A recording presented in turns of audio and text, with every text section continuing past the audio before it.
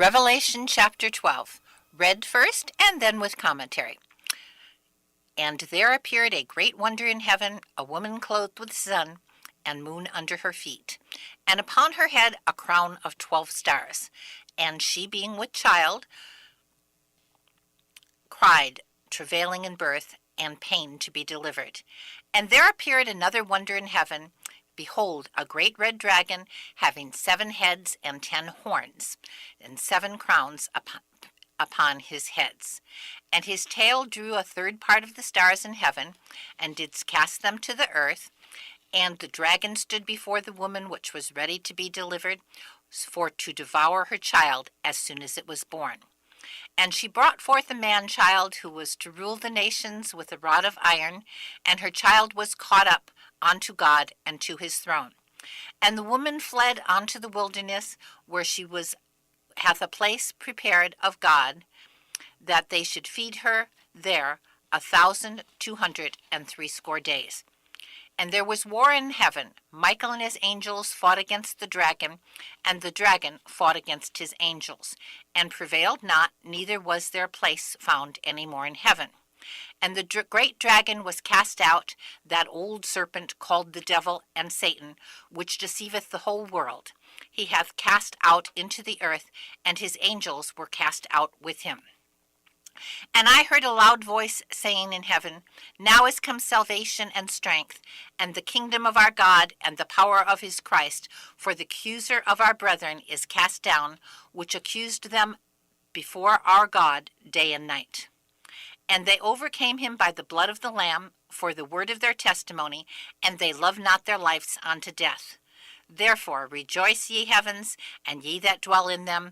Woe to the inhabitants of the earth and of the sea. For the devil is cast down unto you, having great wrath, because he knoweth that he hath but a short time. And when the dragon saw that he was cast unto the earth, he persecuted the woman which brought forth the man-child. And to the woman were given 2 wings of a great eagle, that she might fly into the wilderness, into her place, where she is nourished for a times and a half time from the face of the serpent. And the serpent cast out of his mouth water as a flood after the woman, that he might cause her to be carried away of the flood. And the earth helped the woman, and the earth opened her mouth, and swallowed up the flood, which the dragon cast out of his mouth. And the dragon was wroth with the woman, and went to make war with the remnant of her seed, which keep the commandments of God, and have the testimony of Jesus Christ. Now the commentary. And when it says, And there appeared a great wonder in heaven, a woman clothed with the sun, and the moon under her feet, and upon her head a crown of 12 stars. And she, being with child, cried, travailing in birth, and pain to be delivered. And there appeared a woman in heaven, and behold, a great red dragon, having 7 heads and 10 horns, and 7 crowns upon his heads. The great woman that we're talking about in the heaven is Virgo. And Virgo, according to the ancients, had a child. In fact, in one country they called the child Zeus, and in another country they called the child Coma. And Coma was this child, you'd see a mother and child that was considered to be the Zeus or the Christ, also the Christos. So the concept is that there were 12 stars supposed to be around the woman's head, but there are 12 stars within this constellation. And when we see it as a constellation, she loses the 12 stars around her head. Virgo is the woman, and Virgo is where we get the name virgin from. So, behold, a virgin shall be with child. We see that within the heavens. Now, the story of Virgo was all over the world because this was part of the ancient initiation that came from Enoch and came from the beginning of the world. It was the story of the Messiah to come. We see it in Egypt. It says, Isis, my fruit is the sun. But the child that was to be born, even within Christian documents, is called the Son of the Sun, or the Sun of righteousness. This child, according to the heavenly testimony that John is giving us, is supposed to be born when the moon is under the woman's feet. Moon means month, and that means it has gone, the sun, the apparent travel of the sun has gone into the month of Libra. In Judaism, that is called Tishri, and at that moment, Tishri 1, that would be the time that the Jews have a special day called the Feast of the Trumpets, and they blow a trumpet, and the trumpet says, Yahshua. So, the child who is supposed to be born, according to the Jews who didn't even believe in him, was supposed to be Yahshua, the one who was to be born.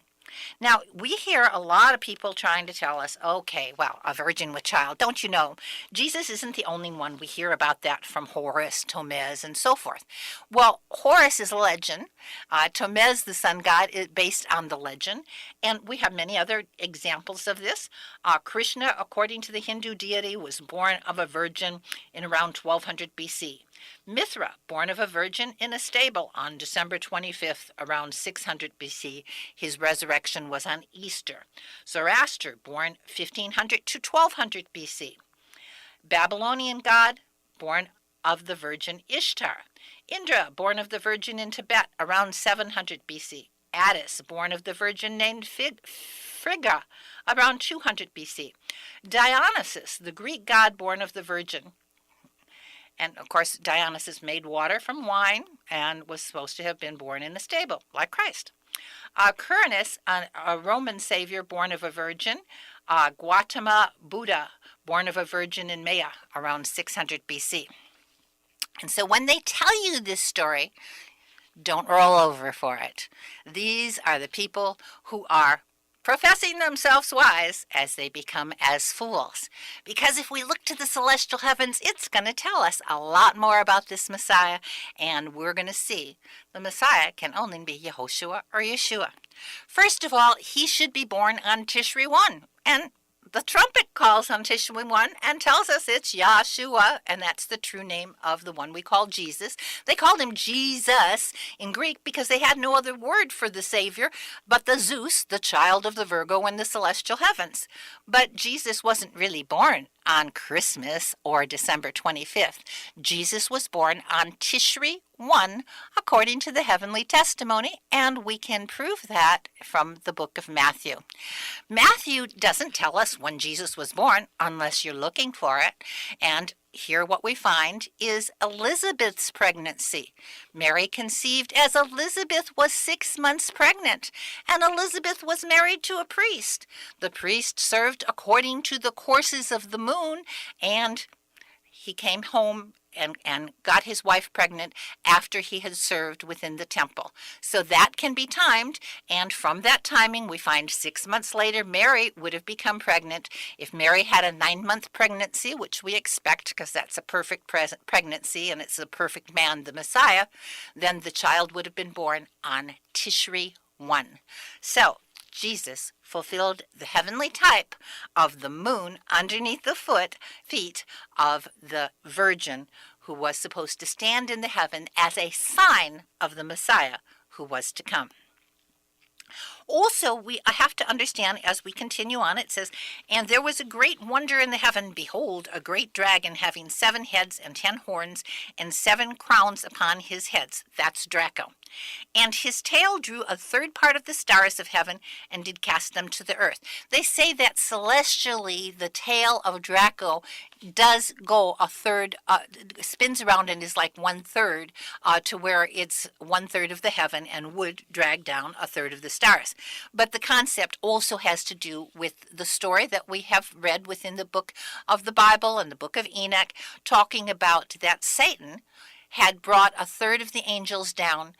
They looked upon mankind, they saw the daughters were fair, and they came down to seduce the woman or to rape them. And as a result, God was going to place them all within the pit, but Satan had come before the throne and convinced him that he had a purpose, and so 1/10 of his angels were kept remaining, and he was supposed to be the one who was the blind God who would lead the blind to the pit. And that's the story that we're seeing That's now getting ready to take place.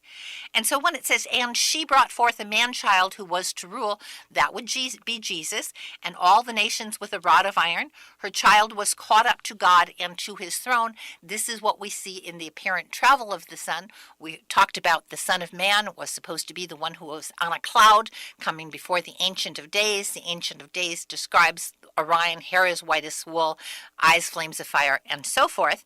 And then also when it says caught up to the throne in the apparent travel, that was supposed to be where the sun would rise up to the king, who was Cephas within the celestial heavens.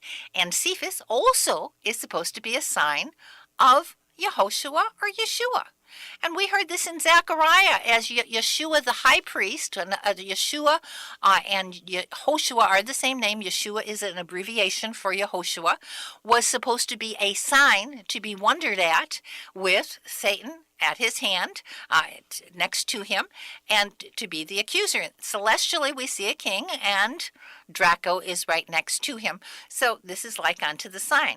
And this was to be of God's servant, the branch, and he was supposed to be a firebrand plucked out of the fire. And in the apparent travel of the sun would die on Passover, as supposedly carrying the Son of the Sun with him, as Christ was to die on Passover, and then it would disappear into the belly of Cetus, the whale, or sea monster, and that was supposed to represent hell. When we lay the translucent pyramid, the Great Pyramid, if we take the blueprint of the Great Pyramid, make it translucent, lay it over the heavens, according to the math that's built within this pyramid, what we find is that this star that is in the belly of the whale goes all the way down to the pit, and that is the descending chamber that goes down to the lowest point. And descending chamber always was supposed to be a representation in their ancient buildings of archaeoastronomy to represent hell. So we understand that the child, had he been in hell, who was a branch, he'd be a firebrand. It would burn. But he's plucked out of the fire in order to be raised up to be the celestial king.